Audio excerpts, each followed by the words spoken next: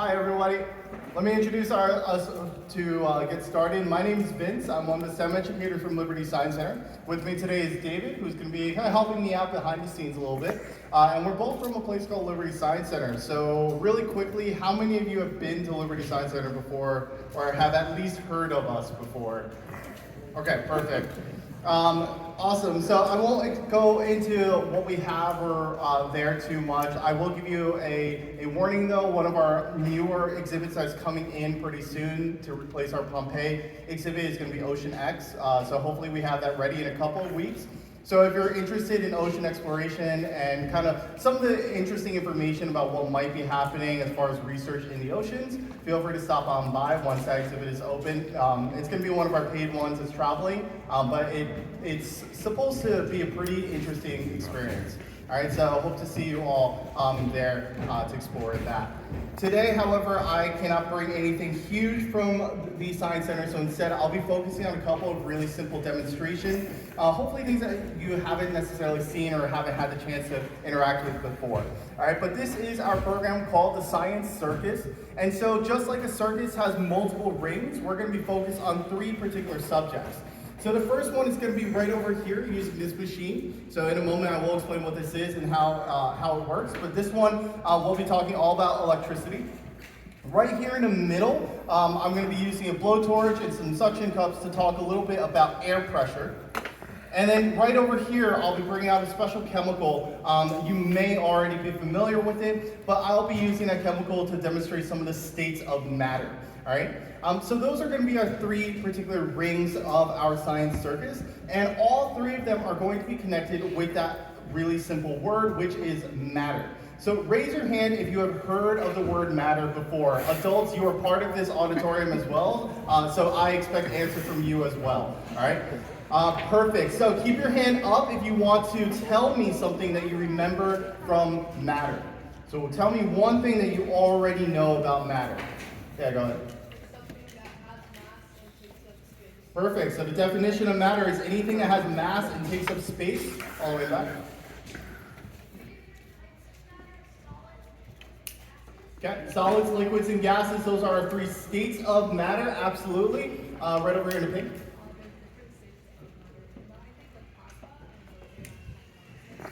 Yep, so there are a couple of other ones that we don't focus on too much. One of them is a plasma, that is the 4th state of matter. And one of the more newer ones that we've discovered is something called a boson condensate, which hasn't really been studied too much yet. It's very difficult to study something like that. Anything else? Actually, I'm gonna have a little fun today. Anything from the adults?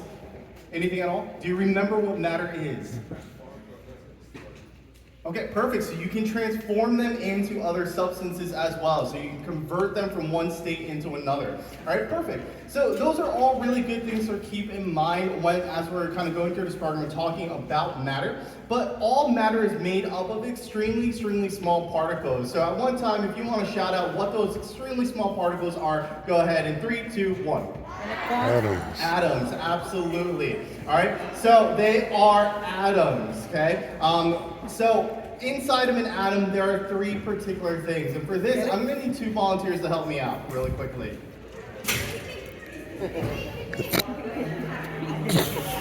Let's see. Who said that? You? Come on up.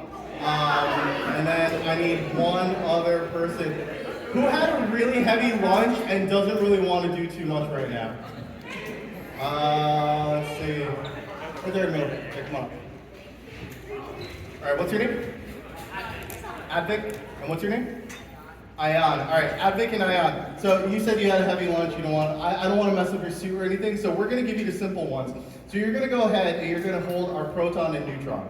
All right. Now, so turn. Make sure everybody can see. If you want to come a little bit closer here, make sure the parents can see also. All right. So yeah. So turn this way. Perfect. All right. So we have our proton and neutron. These are the center of our atom. All right. And these 2 things are held together by extremely strong forces. Now here's the important part here. If I come over here and I try to remove either the proton or neutron, you can't let me.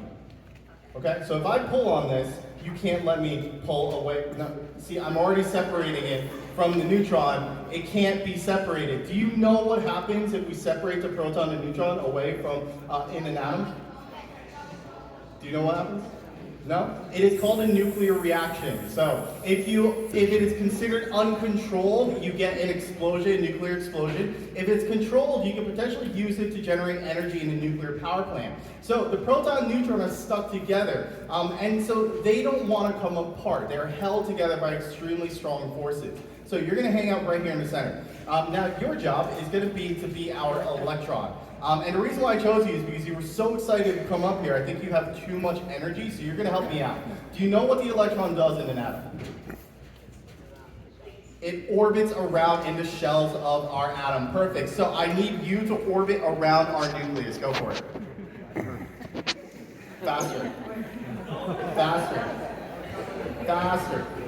As fast as you can possibly go without slipping. Keep going, keep going, keep going. All right, cool. You're going to keep going forever, pretty much, because electrons never stop moving, right? So this is our model of an atom. We have our proton and neutron in the center, and then our electron is orbiting the nucleus. Now, just like our friend said, right, there are multiple layers to electrons. There can be potentially hundreds of electrons flying around in these little orbits. In this case, we're just going to keep the one. Okay? Now, this is really, really important because the model of an atom can demonstrate to us what we can actually do with it.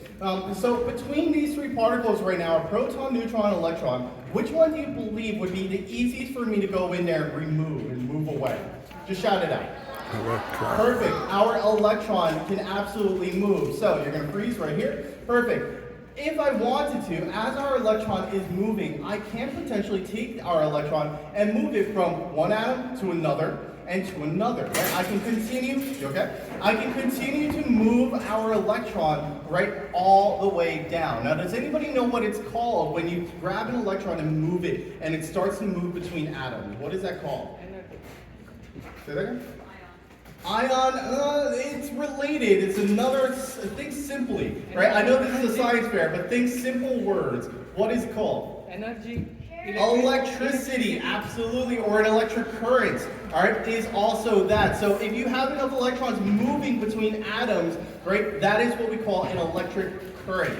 Okay, so I'm going to grab these signs from you. Thank you very much. Let's have a round of applause. Thank you very much for helping out. And I'm not done with you yet, because how do we actually move our electrons? Remember, atoms are so small that even under the most powerful microscopes that we have today, it is still almost impossible for us to see an actual single atom. So if electrons are inside of these atoms, they are even smaller. It is even harder to interact with them. Thankfully, electrons, we discovered, have a very, very unique property to it, and it's represented by that symbol. Can you shout out what that symbol represents for our electron? Negatives, absolutely. Our electrons, all electrons have a negative charge to them, which means that we can actually interact with our electrons by potentially playing around with the negative and positive charges. So repeat after me. I'm sure a lot of you have heard this phrase before, but opposites attract and likes repel. So here's the fun little game that we have here. I have a negative charge in my hand, and then on the flip side, I also have a positive charge in my hand. Anytime you see a positive charge, you have to do what? Attract towards me. Perfect. All right, so no matter where I go, you will be attracting over to my positive charge. But if I don't want you near me that close, I can switch over to a negative charge and you start moving away in the other direction. You got to keep going. Right? So electrons will just continue moving back and forth, and this is actually how we are able to move our electricity around. In fact, this is exactly how we are able to push and pull electricity from power plants into all of our homes. See, power plants generate keep going. Power plants generate very large amounts of negative charges, a huge amount of electricity, whereas our homes generate a lot of positive electricity because we're constantly using it, right? Positive charges, rather, right? So we're able to actually push electricity from power plants, right? And then actually go ahead and attract them, come on back, over into all of our homes. All right, and this is how electricity is actually being used. Let's have a round of applause. Thank you very much.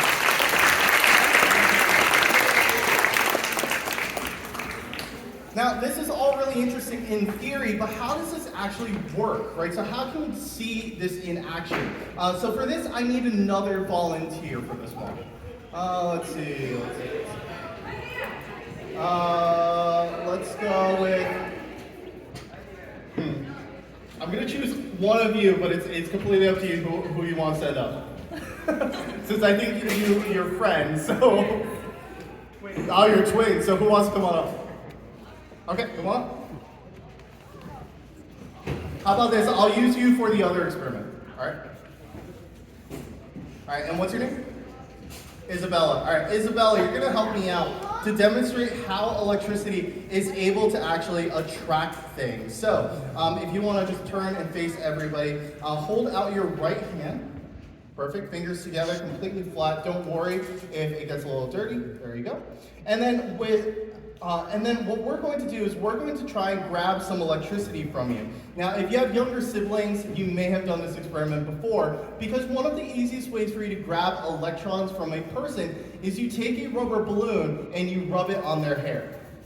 All right. Now, this doesn't technically just have to be hair. You can actually do it on clothing and cloth. Carpets will work the same. But if you get enough electrons onto the balloon, all of a sudden, the person's hair will actually be attracted over to it. So, Isabel, have you ever seen the hair on the back of your head before? Yeah? We'll try to do our best not to hurt anything. So let's hang out to that for just a second so that I can explain what's about to happen. Because this balloon now has a ton of electrons on that exact spot. What we're dealing with here is something called static electricity. That is electrons that have been kind of grabbed and are not moving around between atoms anymore. They are stuck onto that rubber. All right. So if I have a very strong negative charge on my balloon, okay, what I can actually do is go ahead and attract things that are potentially more positive. In this case, those Rice Krispies. So if you could hold up the Rice Krispies so everybody can see. There we go. Alright, so you are actually able to grab and attract the Rice Krispies over. Now, Isabella, just make sure I'm not playing a trick on anyone. Using your left hand, can you go up and just kind of pick them off? Make sure that they're not stuck on by any strings, or literally no strings attached here. Make sure there's no glue or anything like that. It seems like they're just like floating up there, right? All right, absolutely, right? So this electricity is strong enough, these electrical attraction and these forces are strong enough to actually grab onto very lightweight materials, which is why it can cause hair and Rice Krispies to actually float up, right? So you can dump those Rice Krispies right back in there, and let's have a round of applause. Thank you very much.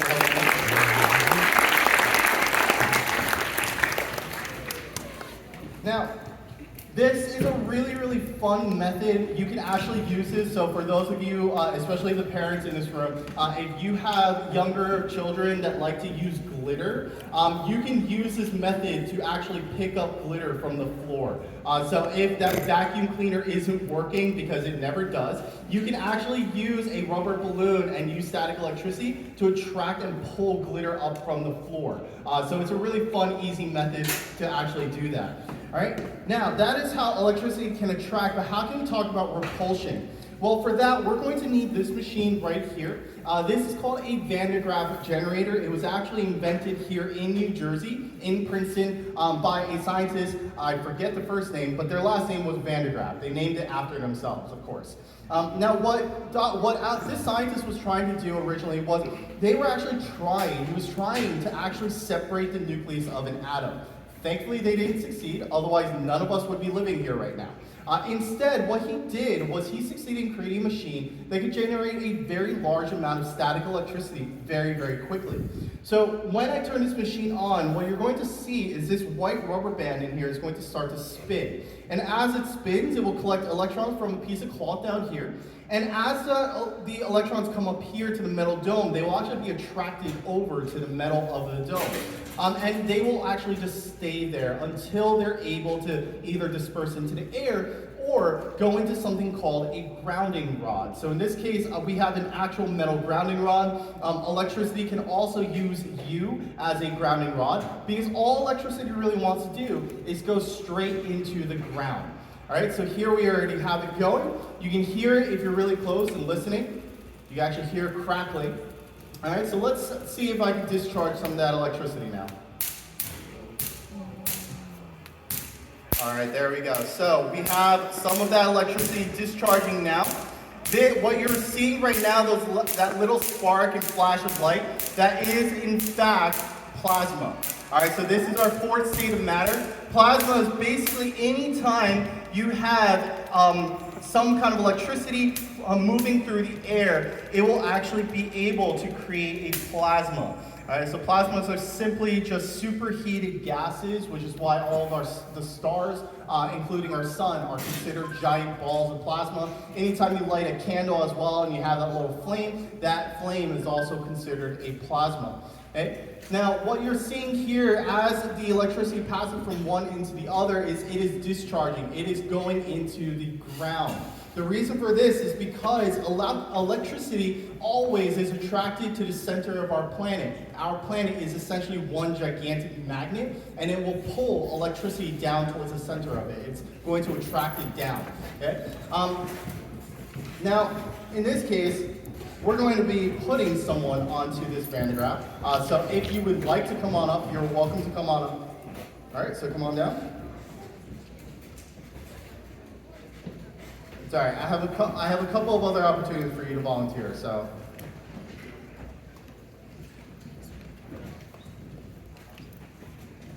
All right, and what's your name? Alyssa. All right. So Alyssa, you're going to come on up. You're going to go ahead and stand on that stool for me. Okay. And you can turn and face everybody. Perfect. You're going to take your left hand, place it directly on the dome. Okay. And with your right hand, David is going to give you some Rice Krispies. So hold your hand out, fingers together, hand completely flat. Perfect. All right. So what I didn't tell you before having you come on up here is that I'm about to charge you up with potentially 300,000 volts of electricity. That is about the maximum amount of electricity that this Van de Graaff can generate. On a day like this, based off of those sparks, we're probably looking pretty close to about 200,000 potentially. All right. Now, all that electricity will be passing from the dome through your arm into your hands, and you'll kind of feel it in your body a little bit. It's going to cause all the hairs on your body to stand up a little bit, which is why I asked if you want to come on up, because I would love to see all your hair just kind of flying all the way out. So we'll see what happens. Okay. Now, as long as you keep your left hand on here, you won't feel a thing other than just some tingling in your body. Are you ready? Too late. All right, so there we go. Those Rice Krispies as well, if you pay attention to them, so make sure your hand is completely flat. It's a little bold right now, so open it, flatten it out. There you go. So you can see how as the electricity is actually passing through, the Rice Krispies themselves, once they are in contact with enough electricity, will start to repel away. Okay? But you can also very slowly start to see that your hair is actually starting to fly up a little. If you could do me a favor and actually just shake your head. There you go. Shake it, like really shake it. Try and get your hair whipping around a little bit. There you go. All right, so there will be plenty of pictures of what you look like, but here's a little bit of a metallic surface you can see as a mirror. Your hair is essentially flying straight up right now, which is amazing to see. So this is essentially what is happening, right? As the electricity is passing into your body, it is causing everything else to start to repel away, because the electricity is looking for a way to move, all right? It's looking for a way into the ground, and it will find the shortest route. Okay? So in this case, your hair is going to just stay up there for a bit. I'm going to go ahead and turn this machine off. Right? You remove your left hand, but stay on the stool. Okay, so you can remove your left hand, right? But stay on the stool, don't touch anything, because as you can see, there's no electricity right now directly passing into your body, but your hair still is standing perfectly straight up. So you have an option. You can actually either step down onto the ground, or you can give me a fist bump and allow the electricity to discharge.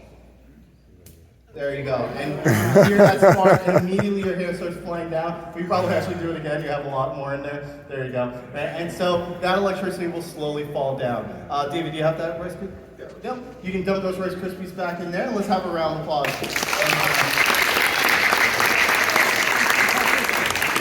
All right. So I don't want to take too much time right now to do this, but at the very end, if everybody here would like to experience what it feels like to get shocked by about 150,000 volts of electricity, you are welcome to come on up. I'll be standing here and you can give me a fist bump as we go through, all right? I will warn you, it is a lot stronger than the shocks that you get at home. At home, those shocks are roughly 30 to 60,000 volts, so this is about twice the amount, all right? So fair warning. Let's actually shift gears now though and go ahead and start talking a little bit about air pressure. Okay, so air pressure is really important, and we actually just talked a little bit about earlier about what the definition of matter actually is. It is something that takes up space and has mass. Here on our planet, because of our gravity being constant, and we know all these numbers, we can talk about mass being simply referred to as weight. Okay? Now, in this case, is air, so all the air around you, is it matter? Yes. So, by saying that you believe that air takes up space, it takes up space, right? Does it have weight to it? I see a couple of people saying no. So let's do a couple of tests just to make sure. So to make sure that air is in fact taking up space, I want every single person to take a deep breath and hold your breath. Enjoy the silence for just a moment. Okay, take a little bit more air and continue holding. And if you can, take another breath and continue holding. And let it out. So, does air take up space? Absolutely. Every single time you are breathing in, even if it wasn't air, your chest and your lungs would get filled up. You would actually feel that happening. All right? So it does absolutely take up space, but how much air weighs is a little bit harder to figure out. Okay? But I will tell you that air does in fact have a weight. It weighs about 15 pounds per square inch. Now, to give you an idea of just how much weight that is, 1 square inch, go ahead and take your index finger and your thumb and make a little circle with it. Okay? That is about 1 square inch. If you place it directly on your forehead, what you have is a 15-pound bowling ball sitting and pushing in on that exact spot. Okay? If you move that circle over 1 inch over, you have another 15-pound bowling ball sitting on that exact spot. Okay? So our entire bodies are actually covered by these gigantic 15-pound balls. But what do you think would happen if there was? What do you think would happen if all of a sudden we didn't have something pushing back on it? What is actually helping support us against all this weight? What do you think? Not the earth moving. The earth moving is what gives things its weight, right? It kind of helps to generate all that gravity, right? But what is helping to prevent us getting crushed by these bowling balls? Yeah. Not the air pressure. The air pressure is where the weight is, right? So air itself, the pressure is 15 pounds per square inch. Gravity is what's giving it its weight. What is inside of our bodies that might help to prevent us from getting crushed? Blood definitely helps. Bones definitely helps.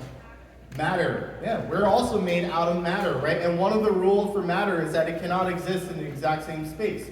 So, because we have other things inside of our body, our bones, our muscles, our blood, all these things are actually there to help push back on the air around us. If the pressure around us got a lot heavier, right, it would get a lot more uncomfortable. So for instance, if any of you are swimmers and you dive to the very bottom of the deep end, or if you go scuba diving and go further down, you can feel the pressure around you growing the further down you go, right? That's because your body is not actually acclimated, it's not adapted to that weight.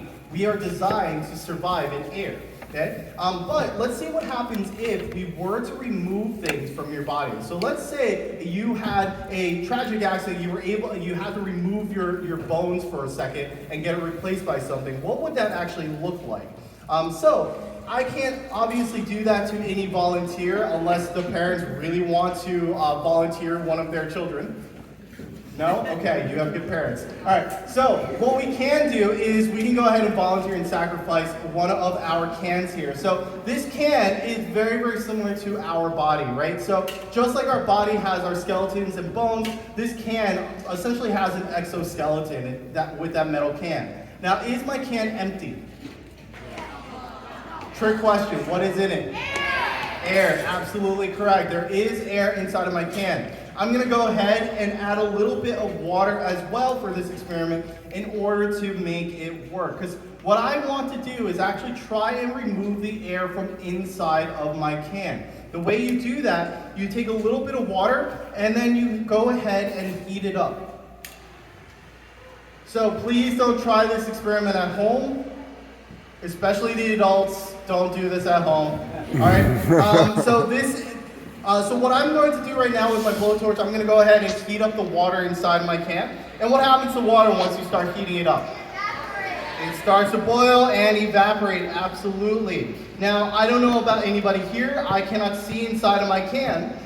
So I don't really know when this is boiling. So what's a good indicator that my water has started to boil? Steam, absolutely. All right, so we're gonna wait and see some of that steam. I can already see some of it coming on out. I need a lot more. Because what that steam is doing is as it's rising and escaping from my can, it's actually going to be drawing out some of the air that was already inside of there. Okay? So if I remove some of that air, that means that there should be less pressure on inside in order to hold back all the air pressure in this room. All right, this looks like a pretty decent amount of steam. So here's what we're gonna do. I'm gonna go ahead and dunk it into my tank here, my bowl of water here, and I'm gonna seal it up to make sure that no air can go back in. I don't want it to fill up like a water bottle. I just want it to get crushed, all right? So ready, 3, 2, 1.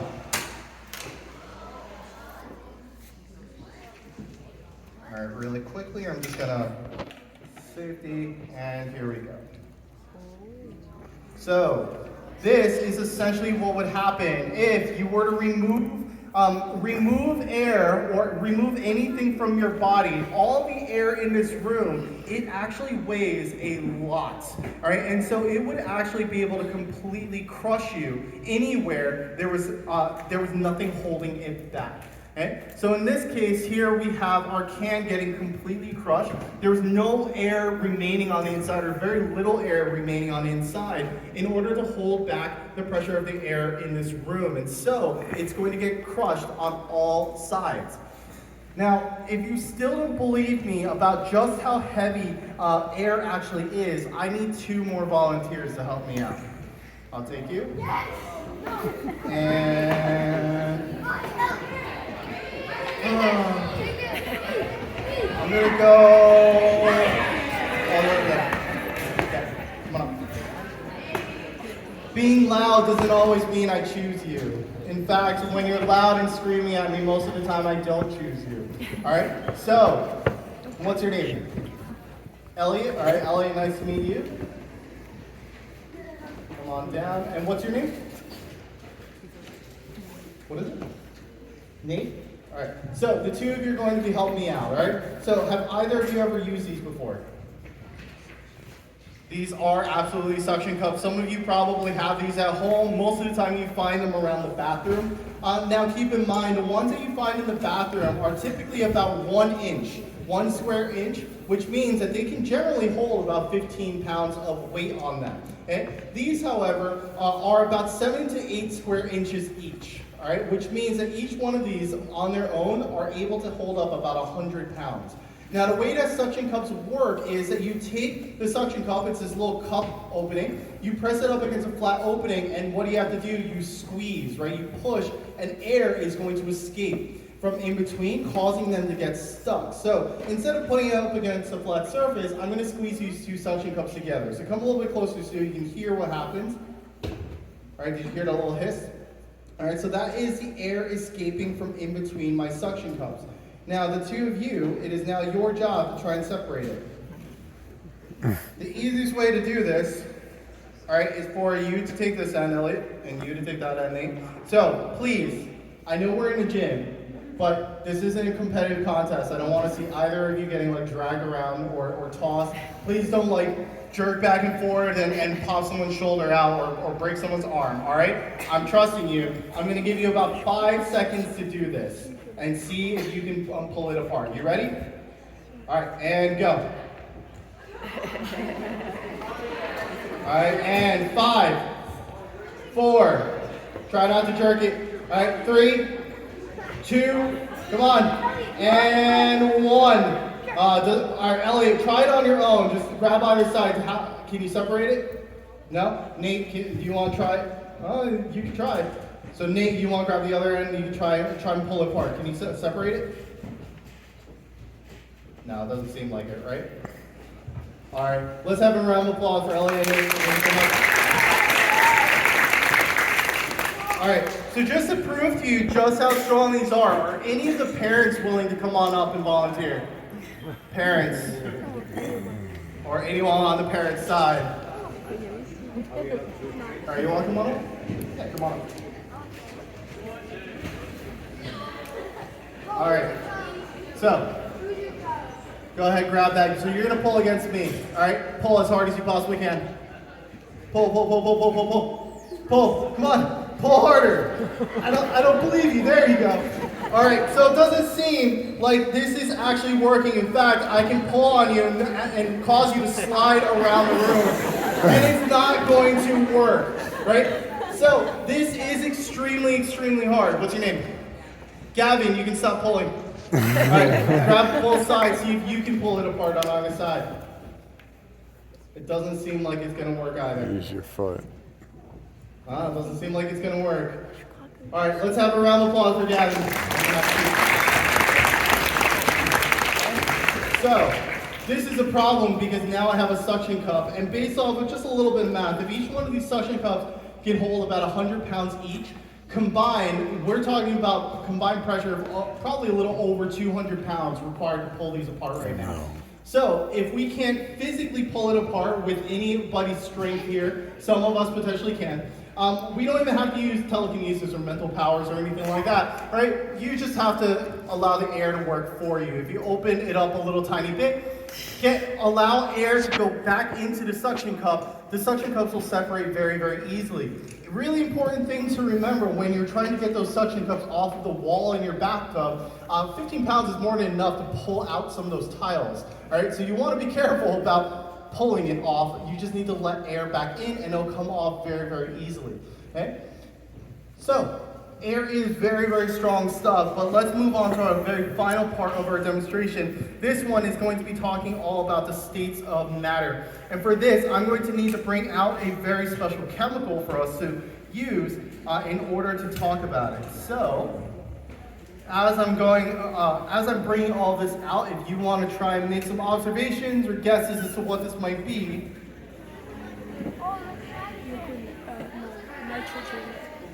All right.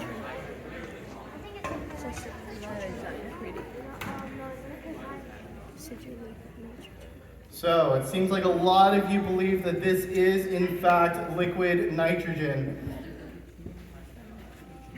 All right, so since a lot of you probably are familiar with this, let me at least show the parent side.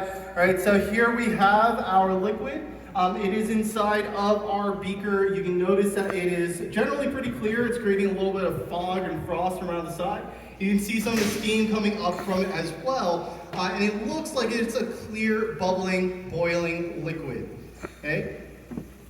Now, if this is in fact liquid nitrogen, that means that it should be boiling at a temperature of negative 320 degrees Fahrenheit.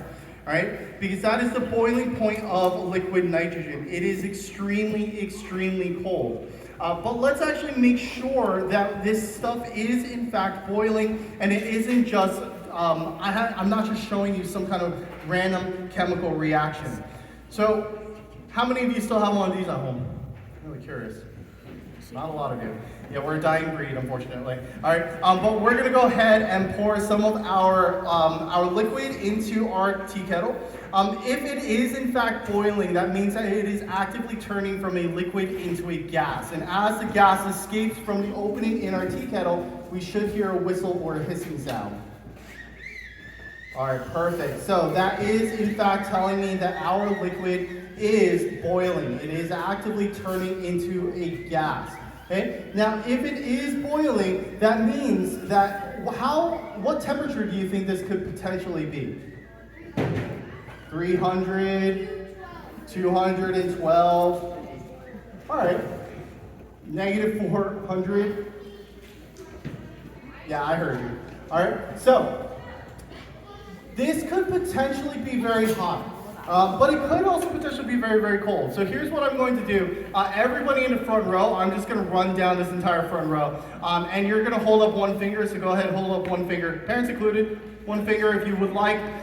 You're going to go ahead and touch either the bottom or the side of my tea kettle as I come around. Go for it.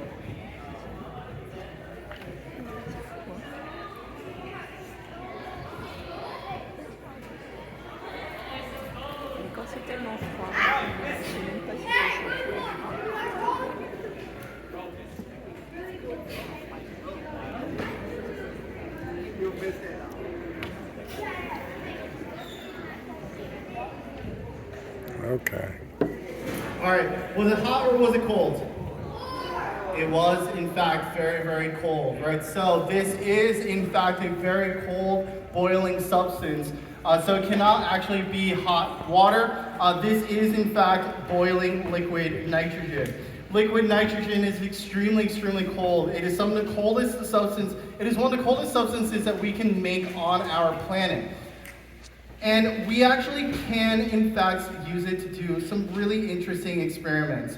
So, for instance, if I take a little bit of my liquid nitrogen, it is boiling inside of our extremely warm room, right? So it's about 70 to 80 degrees in here. And what this is telling us is that temperature is relative, right? So, for example, in this room right now, we're all experiencing the exact same temperature of the room, but I might believe it's very hot and you might believe it's very, very cold. Different substances like liquid nitrogen and water will experience temperature differently as well, right? So liquid nitrogen believes that anything above negative 320 is already too hot. It is going to want to release that energy and turn into a gas. But our water, right, requires temperatures of over 200 degrees Fahrenheit in order for it to do the same thing and start to boil. So in this case, I have some of my liquid nitrogen in here. You can already see that it is evaporating rapidly and fill up my balloon. Gases take up significantly more space than liquids do. So if I had about a full bottle of liquid nitrogen, I would actually be able to fill up roughly 1,000 balloons with all of the gas that I would collect. Now, this balloon can get very, very large. I'm going to count down from 5. If it explodes, I apologize in advance. If it does not explode, I'll let it fly off somewhere and hopefully it doesn't get stuck. Ready? 5, 4, 3, 2, 1. All right, I'll let it fly off. I hate letting this thing explode. The last time it happened, I was deaf in one ear for a couple days. All right, so there we have our liquid nitrogen balloon. All right, thank you. So you can see I still have all of that liquid nitrogen left inside of that bottle, even after doing that. So liquid nitrogen, right, is extremely, extremely cold, and it is able to evaporate very rapidly, but it can also do the reverse of that. So what is the reverse of evaporation? Condensation, there you go. So condensation, right, you are taking a gas and turning it back into a liquid. So in this case, we have a bunch of balloons filled with air from this room. So we can actually take liquid nitrogen and go ahead and actually condense the gas that is inside of them.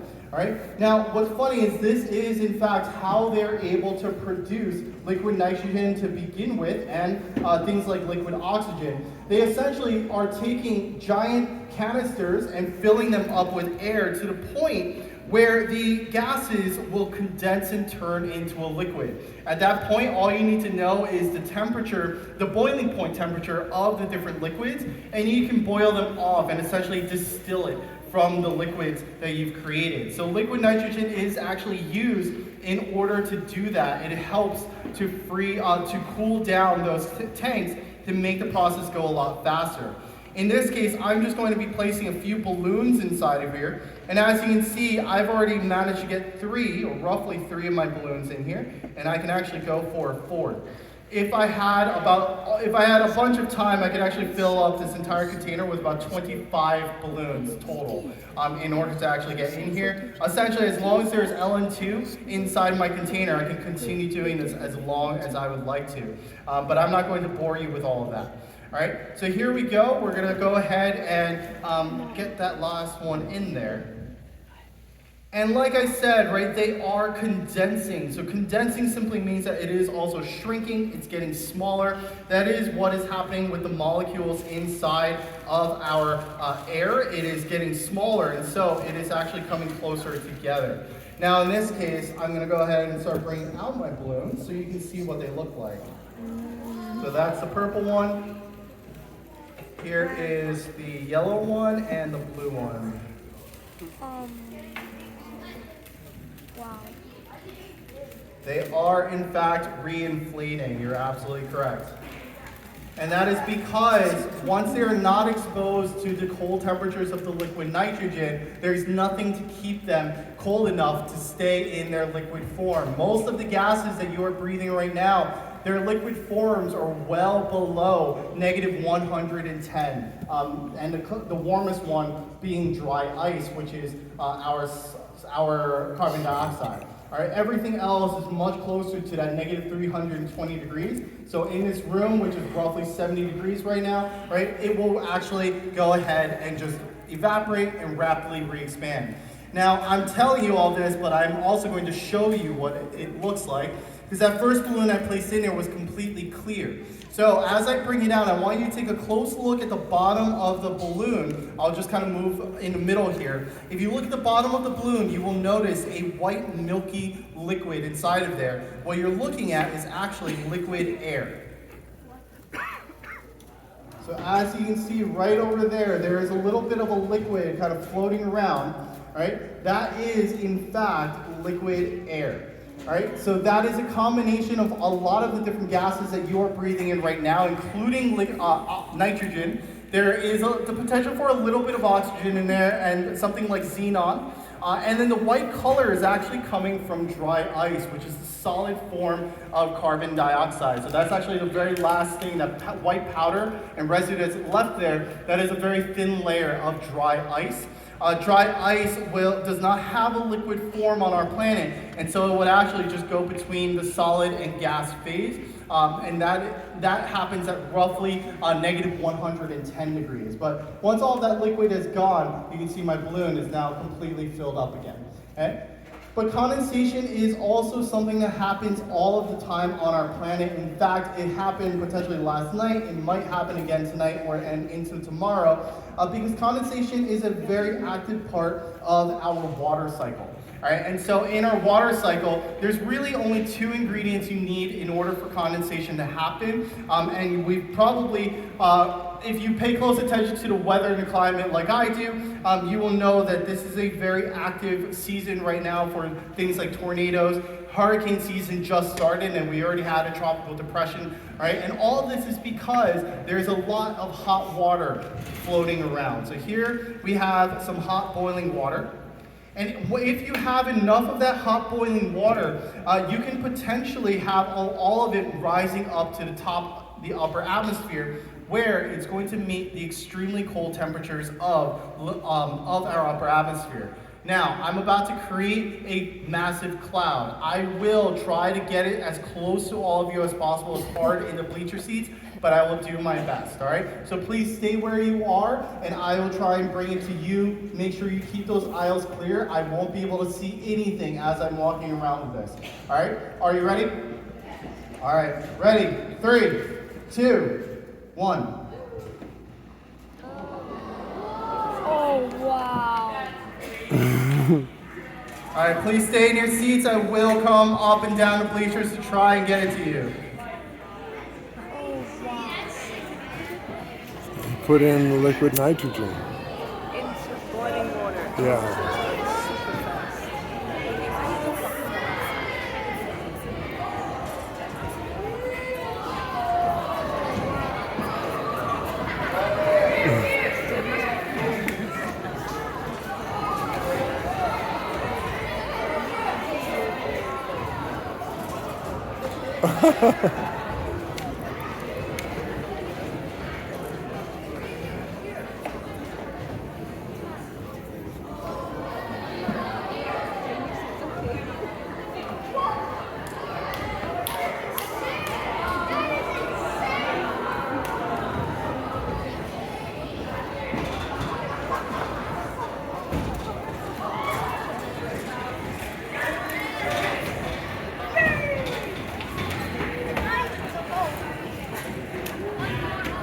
right, let's see if I can get some of the parents.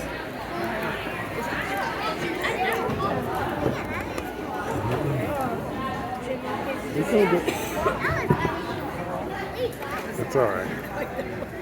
You can feel it. Good, good.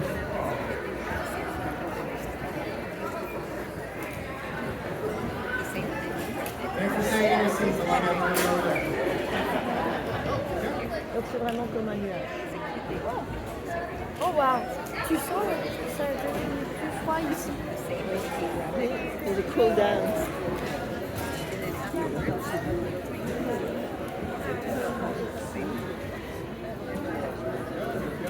Is it okay to breathe? I was Yeah. about to ask. It's nitrogen, and the air around us is 70% nitrogen already. And our clouds made of that? Yeah. A little while ago. So, Before this. I hope if you haven't done anything that you remember today, that you can go home and remember that you have actually literally touched a cloud. This is roughly how cold clouds up in the upper atmosphere would potentially be, filled with a little bit of water and ice. But that is the end of my program for today. Again, I will be up here giving shots. But I wanted to thank you all very, very much. Thank you for listening, and I hope you enjoyed. If you would like to come up and have a shot, just try and form a nice line. Forming a line, one at a time.